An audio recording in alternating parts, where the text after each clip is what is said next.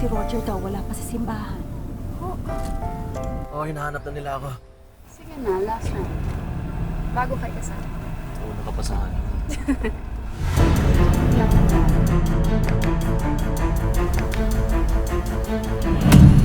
Roger!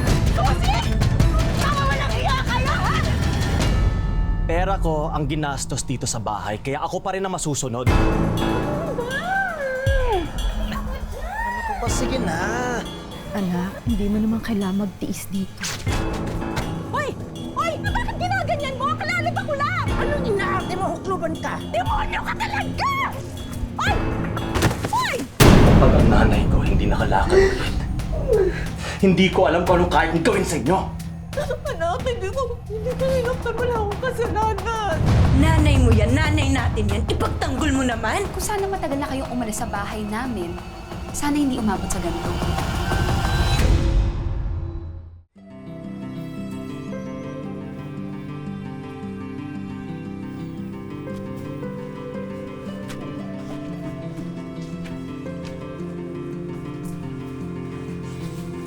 Thank you for coming po. Sige po, pasok na kayo. Thank you po, oy.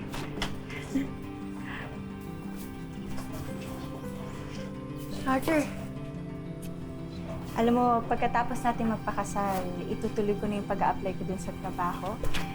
Work from home yon, kaya perfect. Pwede din tayo magnegosyo dito sa bago nating bahay.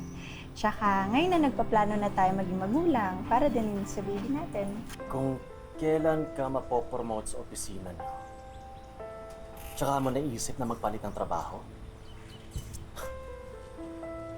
Roger, Desidido ka ba na magpapakasal tayo agad? Ang laki-laki ng ginastos ko para maipatayo tong bahay na to. Gastos na naman yung kasal na yan. Roger.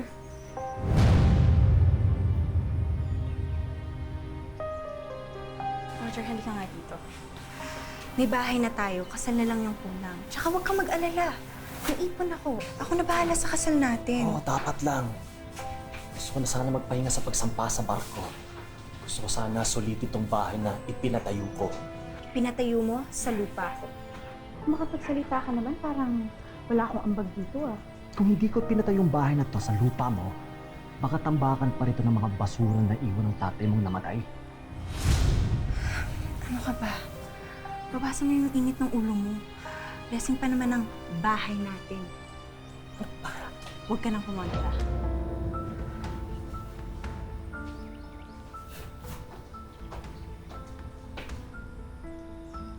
Nay. Nag-aaway na naman ba kayo? Hindi, Nay. Nag-uusap lang, papasensya na. Kurado ka. Kamusta po pala yung mga bisita natin? Okay naman sila. Ang ganda daw ng bahay mo.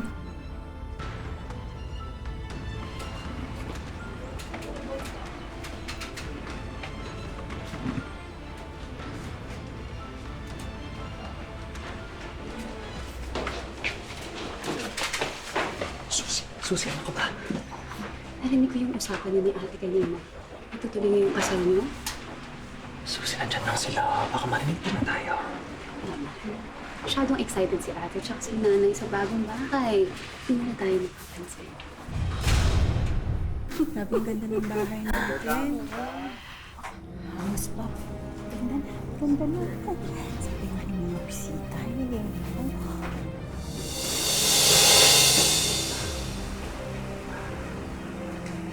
Roger! Akala ko house blessing ang pinunta ko.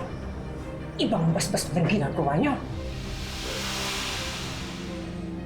Nakakadiri kayo.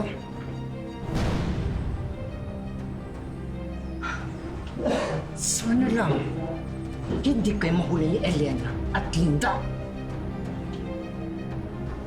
Oh, salamat po sa Diyos. Nasaan na ba si... Oh, nawala ka. Oh, may sira kasi sa taas. Papaayos ko. Tapos na yung pa-blessing ni Father. Hindi ka na kain na tayo. Sige. Nay, abutan ko lang po si ano ha. Sige, okay. Kain na, Roger.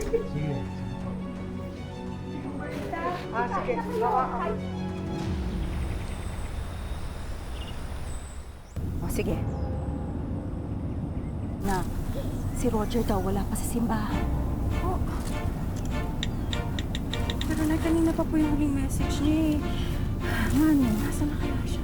Hindi nga rin nila alam eh. Oo, hinahanap na nila ako. Last one. Bago kayo kasama. Ano ka pa sa akin? Saan ba lang nangyari? Kuya, sandali. Diyos ko!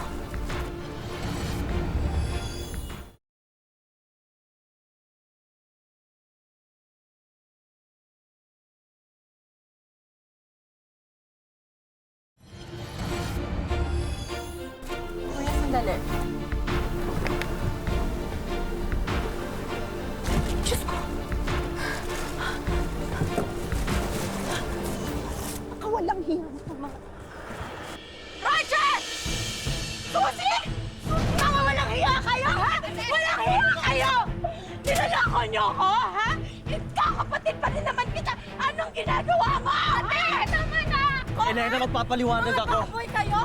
Magpapaliwanag? Ano yung papaliwanag mo? Ha? Kailan niyo ba ako niloloko, Roger? Alam mong mali mga bre, tapos kapatid ko pa! Ikaw naman ang tanga-tanga mo! Walang hiya talaga kayong dalawa, ha? Ano niyo nagawa sa akin to, ha? Mga demonyo kayo! Nakakadiri kayo! Elena!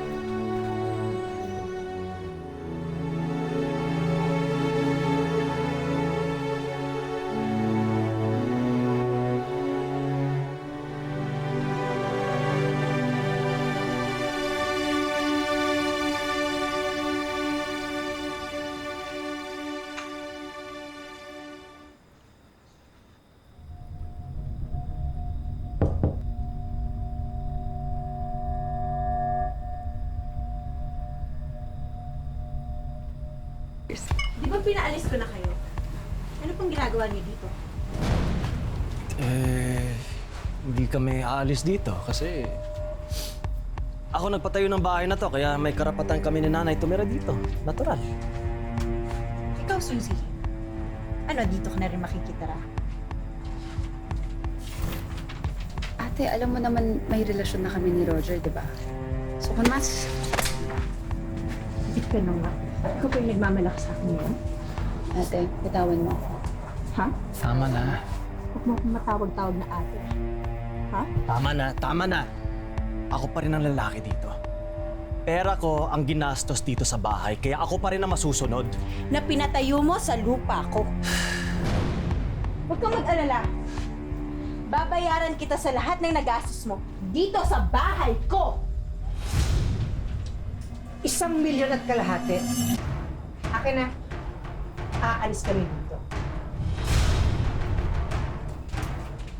Itong posting to, akin yan. Dahil may ambag ako sa pagpapagawa ng bahay niyo. 1.5 million?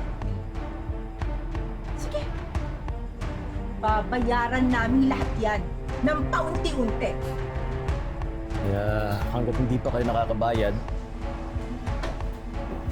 dito kami titira. Ngayon, kung ayaw nyo kami makita, di... Ayan, no? Dito kayo. Sa labas. Kasama ang mga aso.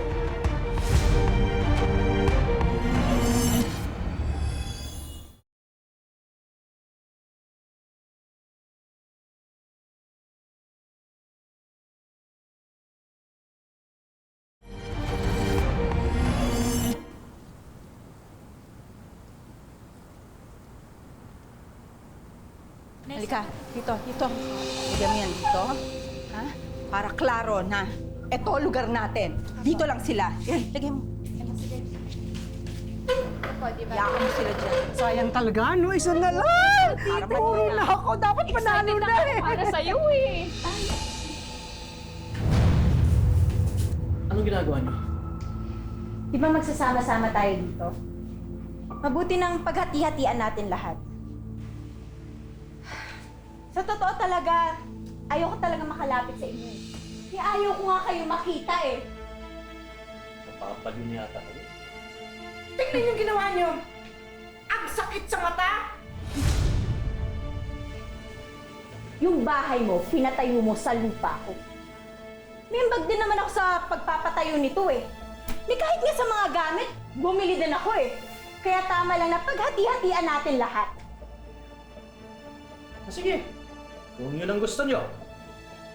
Etong sala na to, pwede kayo matulog dito ah. Pwede rin kayo makiligo dito sa banyo na to. Pero ako ang bumili ng lahat ng gamit dito sa kusinang to. Kaya wag na wag nyo gagamitin ang kasangkapan ko ha. Ay, oo nga pala, kukunin ko na yung mga shampoo ko kasi baka may iba pang gumamit. Ano ba to, anak? Pasensya ka, ha? May lupa lang kayo, pero mahirap pa rin kayo. Nay, kukunin ko lang yung mga gamit ko sa banyo. Makikiraan po, Nay. Ito ang tatandaan mo. Mula ngayon, huwag mo kong matawag-tawag na nanay!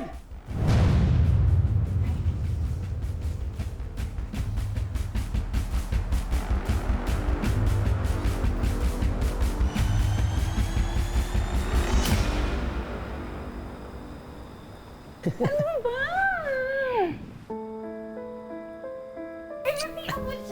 ka ba? Sige na.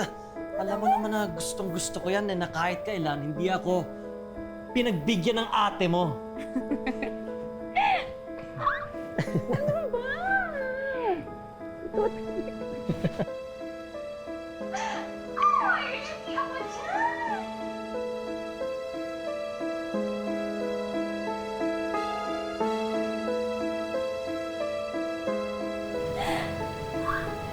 Anak, hindi mo naman kailangan magtiis dito.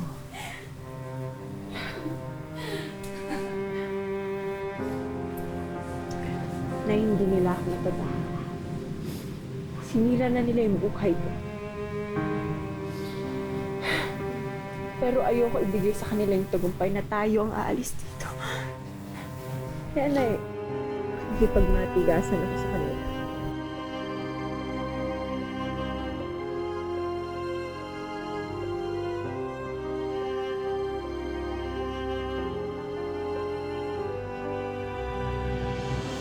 Pagdating sa relasyon, masakit ang maloko, pero mas masakit kung ang taong ipinalit sa'yo ay ang mismong kapatid mo.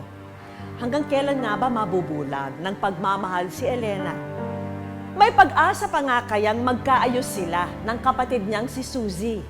At sino nga ba ang tunay na may karapatan sa bahay na pinag-aagawan? That's perfect, Mr. Smith. Actually, we have more properties in Tagaytay that I can show you. Tama! Sorry, Mr. Smith. Elena, ano ba yung ingay na yun? Sorry po ha. Kayo na po muna bahala ka, Mr. Smith. Titignan ko lang po kung anong nangyayari. Sandali lang po. Sorry. Kapal!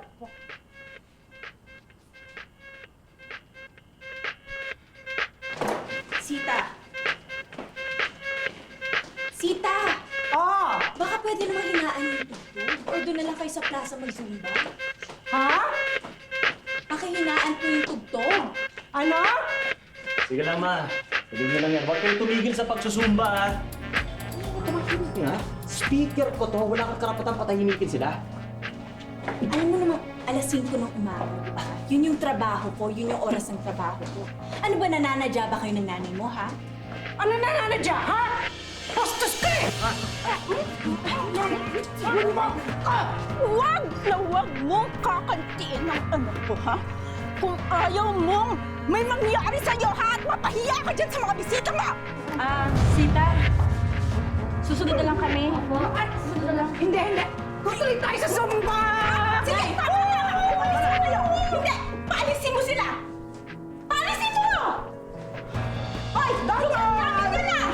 Bakit yung ginagamit yan? Lugar namin yan! Hindi! Sabi yan eh! Kalahati namin yan eh! Mga walang noto! Lumayas kayo! Lugar namin yan! Alam mo ba? Di ba may usapan tayo? Atin ang lugar na yan! Bakit ginagamit nila? Kaya mo na, Nard. Pasensya na po. Si Mr. Smith po. Umalis na sa meeting ang ating pinaka-importanting kliyente. Ngayon, Elena, makakalis ka na rin sa kumpanya ko. You are fired. Napaka-professional mo. Si Santi ka na. Opo, Nay. Natanggal na po ako sa trabaho.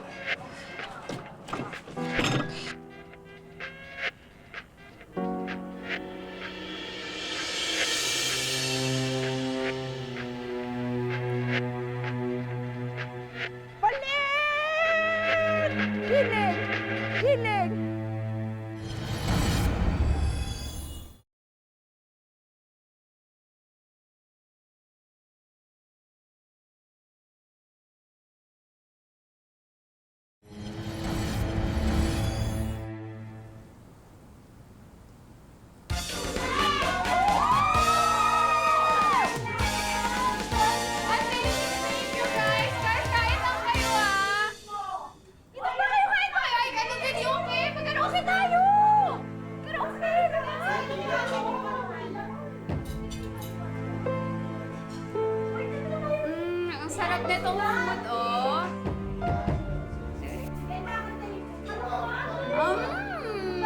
Sarap.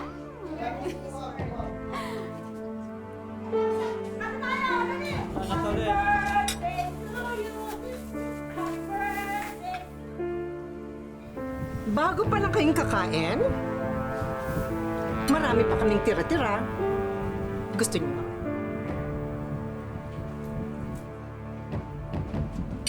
Hoy! Balik pa kayo! Marami pang pagkain! Hindi tira!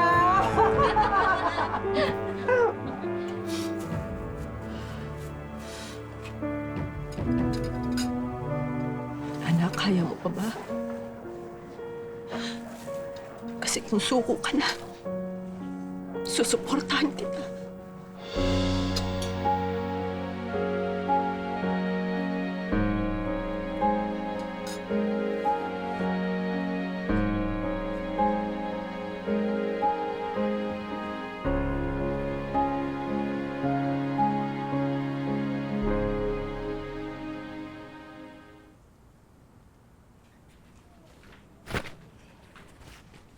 Uy, Nang!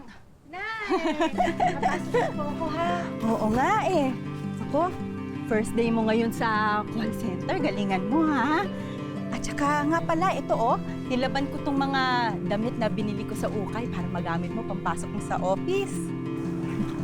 Nay, salamat po, ha? Alam niyo po, mabilis lang naman po yung promotion doon sa call center. Tsaka pwede din po ako mag-loan. Sana nga, Nay, makaipon ako agad para mabawi na natin yung bahay kay Roger. Promise po yan, Nay. Kaya mo yan. Sigurado ko. Halika na, Nay. Baka malate ako. Naiiyak ko. Halika na po. Excited lang ako para sa'yo. Sigurado ako. Naku, magugustuhan ka ng boss mo. Sana. Sipag mo kaya. Eh, ako sigurado yan. Basta huwag kang magpapalitas ng gutom dito sa trabaho mo, ha? Opo, Nay. So mag-ingat din kayo dito. Alam ko yung kasama natin. Huwag mong itindihan. Kayang-kaya ko yan. Promise? Oo! Ano bang mga damit to? Kachipan!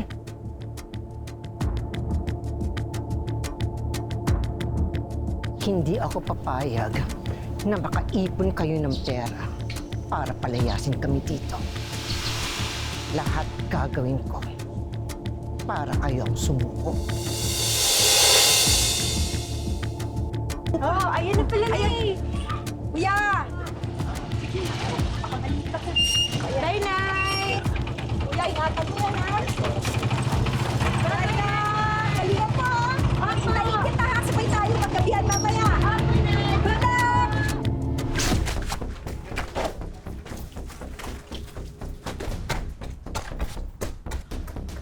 Hoy! Hoy! Sita!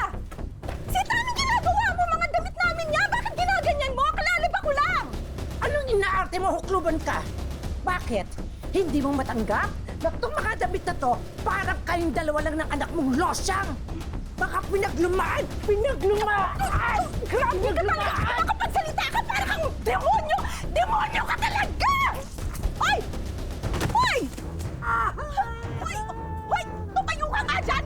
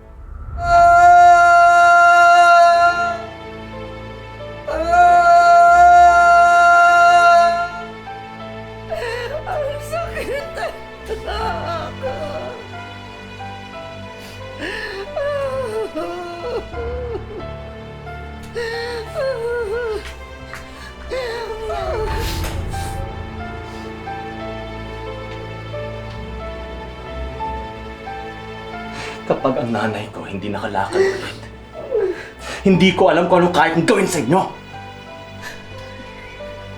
Susi, di ba nakita mo naman yung nangyari, di ba? Wala naman, hindi ko sinaktan si Sita, hindi ko sinaktan. Hindi ko nga alam kung ba't siya natumba eh. Oo, nagalit ako pero hindi ko siya sinaktan. Di ba, Susi, nakita mo? Sabihin mo naman sa kanya na. Anak, hindi ko sinaktan, wala akong kasalanan. Roger, yun naman pala eh. Huwag naman sana sa nanay ko lahat ng sisi. Alam mo, may ugali din yung nanay mo, di ba? Tsaka ikaw, Suzy. Pagtanggol mo naman yung nanay natin. Hoy, hindi ko babaliktarin ang nanay ng asawa ko. Nakita mo, di ba? Hindi na ako. Alam niyo, kayo na nga itong mga sampid. Kayo pa itong mahilig bang away. Wala ka talagang sinisino-sino, ah. Nanay mo yan, nanay natin yan. Ipagtanggol mo naman. Eh, totoo naman eh. Kung sana matagal na kayong umalis sa bahay namin, sana hindi umabot sa ganun. Mga kapuso, abangan po ang pagtatapos ng kwentong ito sa susunod na Sabado, 4 p.m. Suzy, anak.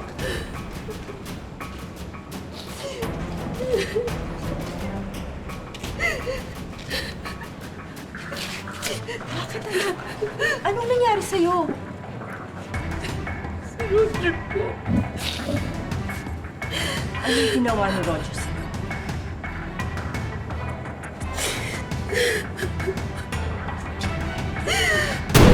Tigilan mo ako! Niloko mo kami ng kapatid ko! Walang iyak! Naiyak! Ayaw mo talaga akong tigilan na! Ano?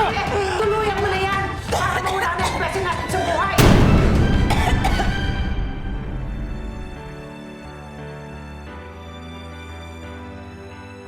Mga kapuso, lagi po nating tatandaan, hanggat hindi tayo napapagod, humiling at maniwala, hindi tayo mapapagod lumaban sa buhay. Ako po si Vicky Morales at ito po ang Wish Ko Lang.